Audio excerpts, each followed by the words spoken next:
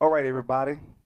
We're back with the episode that I call Restoration, where we're trying to restore the faith of the voters in Houston, Texas. Because, again, it seemed as if when President Obama left the office, a lot of minorities have lost sight of the political world. They no longer feel like their vote count. And that's not true. Again, our vote count and mainly very, very impactful on the local level. And now we're bringing in Ferrel Bonner, and he's gonna let you know what position he's running from and for, and a little things about himself. How you doing, man? Thank you, Jimmy. Thank you. I'm happy to be here. I'm honored to be here. I'm just excited to get some conversation going. So, what are you running for? Well, I'm running for Fort Bend ISD trustee position 7. Trustee position 7, and that position enables you to do what if you're elected? Well, it allows me to help guide the district in terms of its education programs and policies and procedures.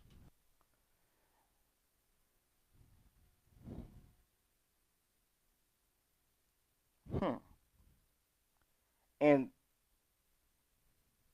what? Okay, again, I don't know a lot about politics. Okay. I know about politics, but when you use those terms like that, that's foreign to a lot of people, especially my audience. So, in a practical sense, if you're elected for that position, what are you allowed to do? Well, as a trustee, I'm allowed to guide the district's education Mm-hmm. programs and Mm-hmm. processes in terms of, we work with the administration and the superintendent to try to provide a better education environment for all students across the board. So we pretty much supervise or oversee that whole process. We have a play in that. Ever play in that? Yes. And what's your plan for if you got in office? Well, first of all, I believe in one Fort Bend ISD. That's my Mm-hmm. motto from day one. And how we get to one Fort Bend ISD, we're going to balance the enrollment in all the schools in the district because it has to happen. Otherwise, we'll be continue to have overcrowded schools in most parts of the district and underserved schools in other part of the district. And now the reality is the majority of the people don't want an equal educational system. It keeps the big eyes and little U's. So do you think that your passion is feasible? Most definitely, as I go throughout the district itself and speak to everyone, they understand that vision because they understand that there's a need for parity in terms of education across the board. We're talking about education. We're talking about every child should be guaranteed a quality education with equity and funding within the education process as well. But most importantly, having transparency and accountability with the board of trustees, pretty much hold them accountable. Do what they say and say what they do. That's been an issue in the district as I go around the county. That's what I'm picking up. Now, those who have occupied that position prior to you, have they been held accountable for what they're going to do? Because if if the money is being played with, they're not being held accountable because you're not holding them accountable because all y'all got your hand in the pot. Where does it stop? Well, I would say this is the reason why there's a big push for change in the district Mm-hmm. because most of the citizens are not for business as usual. And so the ones who are on the board now, the leadership that we have now, of course, the reason why I'm running is because I have the courage and leadership and integrity to make a change. That being said, is that they sometimes often don't have the political will to get things done because, as you know, there's certain politicians who look at one aspect of the district in terms of votes and whose crowds the loudest. And then there's those like myself who says, you know what, well, let's do what's right for the district. And what needs to be done is that we now cannot do certain things that would be at the expense of one part of the district. For example, it's East Fort Bend County. I've been in the county 15 years. My Mm-hmm. kids and grandkids have attended Fort Bend IC schools, and I have a child there now. We are called the part of the East Fort Bend County. It's called East Fort Bend. You have Marshall, Hightower, Riddle Ridge, Blue Ridge, Ridgemont, all the minority African American Latino community. Mm-hmm. Okay. Over the years, what we have seen is that the district has not paid enough attention to that part of the district. It has gotten further and further and further behind, and it's quite evident this disparities therefore. So what I want to do is balance that, get past that. Let's take care of the issues, hit them head on, and fix this issue because we cannot continue to pay attention to one side of the district at the expense of those who are getting farther and farther behind. Now, uh, uh, uh, I think this is a valid question. You say they have gotten farther and farther away from those districts. Why? Well, I think it's mostly because of the socioeconomic things that are happening and the development that's happening within the district. Mm-hmm. On one side of the county, there's more development going on. It's constantly growing. It's constantly growing. So Mm-hmm. the focus is perhaps a little too much on one side of the district. But as you're doing that, you take out the ball, which means those children who should have that quality education and the same equity education don't get that attention because you're Mm-hmm. more focused on one side of the district than the other. And my job as a trustee is to go in there and bring the logical things to bear and talk about these things. And believe you me, it's not easy to talk about equality and there's a difference within our district, but whether it's true or perceived, that's what it is today in Fort Bend ISD. And I wasn't trying to put you on the spot, I'm but fine with it. my dad always told me, if you don't know why something is happening, you can never fix it. So now you told us why is that way. Now, what is your grassroots plan to fix it? I know you just can't wave the magic wand. Yes, sir. It's not a one man job. It's a collective thing.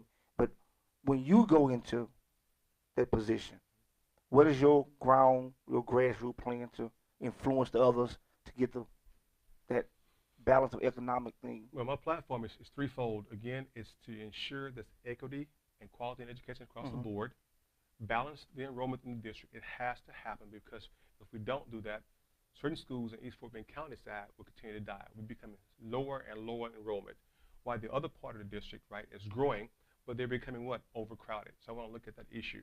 There's some very commonsensical things we can do to ensure that happens. The other thing was have transparency in the Board of Trustees. And I go to this every time, is that the Board of Trustees has the responsibility and accountability to re-advertise, remarket, and rebrand East Fort Bend County on par with the rest of the district. That has not been happening. There are a lot of good things happening in our schools, but we don't get that same type of attention. But you would see it happen in other districts. My thing is said on par. If we go back as trustees and look at education as being quality and equitable across the board, and our only function and thought, be a whole lot better. But as you know, the issue in Fort Bend County is that when we start talking about property taxes and property values, the talk stops.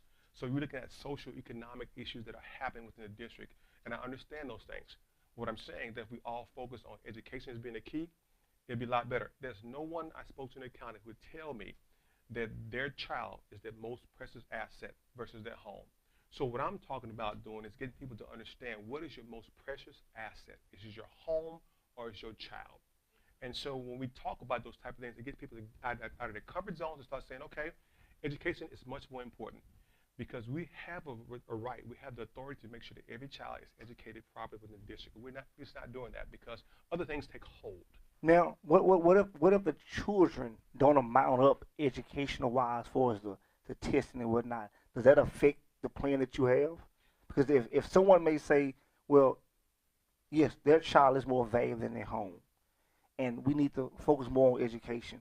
If the child is not mounting up to the educational level, would that make people on in your panel reluctant to go with that plan that you have? Yes, and I want to get into that a little bit more. When I go out to the county and speak to individuals, when I talk about one Fort Bend ISD, it's multifaceted. First thing is that we have to have the citizenry and the entire county buy into this whole thing. The thing is getting our schools in East Fort Bend County prepared to receive kids from all over the district. That's going to require a community effort. So I'm asking that, number one.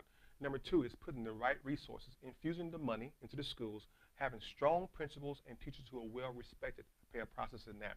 Also, we have early literacy programs. We also have some pre-K stuff that we can do as well. So you're talking about early literacy, you're talking about pre-K, to my strong principals and teachers who are respected, right? And let those individuals think outside the box because one thing that may work for one part of the district may not work for the other part of the district. So I'm talking about, transformational thinking and how we do business because what we've been doing now has not worked, at least for one section of the district. So my thing is one Fort Bend ISD requires community buy-in, and that's my job as a trustee. It won't be easy, but it's my job as a trustee to make sure we get to that over a period of time. Okay, thinking about pre-K, early learning, early literacy, and of course putting the money where it should go within the district for proper instructional material on par with the rest of the district. Are you a citizen of Fort Bend? Yes, I am. I've been in Fort Bend County 15 years. Mm-hmm. My kids and grandkids have actually attended Fort Bend ISD school, and I have a son who currently is in Fort Bend ISD Mm-hmm. schools. Um, I'm also on the Fort Bend ISD Leadership Academy, where we kind of talk about the things we're talking about now. We go to the state to talk about education issues and funding, and we went to the state about a month ago to march on the Capitol Mm-hmm. for education for our kids and funding. So we do a lot of those things as well, and going to the schools almost every month, going to schools and talk to stakeholders and teachers and students to see, how these things are working. And some of us as students, we do have play a role in terms of how we adjust the policies for that. So we do provide input to the district through that channel as well. Have you held any type of office or anything since prior to this? No, sir. My background is pretty much I was in the military. I did 20 years in the military and retired. I was a military intelligence analyst. Mm-hmm. Came to Fort Bend County, and I've been here ever since. I retired, so basically I did not have to work again because I have retirement. But what I decided to do is create a nonprofit called Made101.org. It's called Mm-hmm. Making a Difference Every Day. So I may have been in the county 15 years, so prior to that, I've been involved in community and and what have you. For example, Made, we do community education, we do mentoring, and we have also sponsored kids in other countries in terms of meals and school materials and things of that nature. So I'm a well-rounded candidate in terms of that. But I have never held office. Everything I've done until this point has been behind the scenes. Just want to get the job done, do the right things by kids and students and what have you, and be an example to, of course, my kids, of course, most important to my children as well. I am honored to hear that you have not held any type of office prior to this because to me that's like a breath of fresh air. You bringing in something new. You're not no seasoned guy that used to jumping from office to office, steady trying to move up the political ladder. And for some reason, I like that because basically, no one thought President Obama would make president. Not to say if he was a good president or a bad president, but for someone who's just to take one office then to the top office, that says a lot. Yes. Now we look at other guys and other ladies that's coming in that never held office, that's coming in with these fresh ideas. I, I'm more apt to vote for them for those who been in this thing 10, 15, 20 years. And as you said, you've been doing a lot of behind the scene work, and I feel like if you haven't done behind the scene work, any grassroots work, you don't deserve to be up front. That's correct. And to elaborate a little bit more, I go to school and read. I used to be part of a program called Houston Real Men Read, where we Mm-hmm. go into the schools and read to kids. Okay, and it's a 7 month process. And in that process, these kids create their own mini library because those books become their mini libraries. Mm-hmm. And it also helps the parents get involved as well. As you know, sometimes kids are reading to their parents, and parents who are reading to the kids has an impact on a child's mentality and the It does. educational growth. Uh-huh. And I've also been part of the PTO in my neighborhood. We bought iPads and we did beautification, which means we were able to buy playground equipment to make sure the school looks good. So there's a lot of things that go on behind the scene, Mm-hmm. saying that I have done that most are not aware of, but that's okay because I'm in it to do the right thing. Wow, that's powerful. And again, just know that you're not a guy that's seasoned in this for his office to office, but you are seasoned and just trying to make a change. And I I think getting out and letting people hear your your ideology on this is something that can restore some of the people back to voting. You know, I don't know how full Bend turnout is for us voting opposed to Houston, but and we need a breath of fresh air in office Yes, in every aspect. I'm excited. I'm encouraged about what I hear, what I feel as I go through the community. So just being, honest and forthright with people, they can understand when you are really serious about what you want. Are you doing for some sort of political expedience Hmm. type of thing? And I'm not. As I mentioned before, I've done a lot of things in 20 years of military service and just other things in my nonprofit that people just don't understand. But if they know about it, they will understand that I am genuine in what I say. I'm only here, right, to do the right things and help fix problems wherever I can.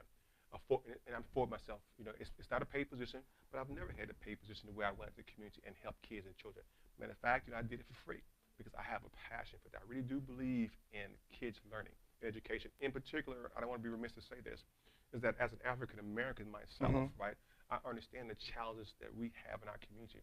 This is why East Fort Bend County is also important to me. I live in that particular county and understand that better than most would. Okay, from being at the grassroots and digging in and what have you. But now it's time to say, okay, hold on. We can do a heck of a lot better with everybody across the board, but understanding that there's a part of the district that is suffering, has been left behind, and it historically has been the African American Latino community. And I want to try to rectify that in a period of time. But I need the community's help to make that happen. Now, I'm probably reaching when I'm asking this question, but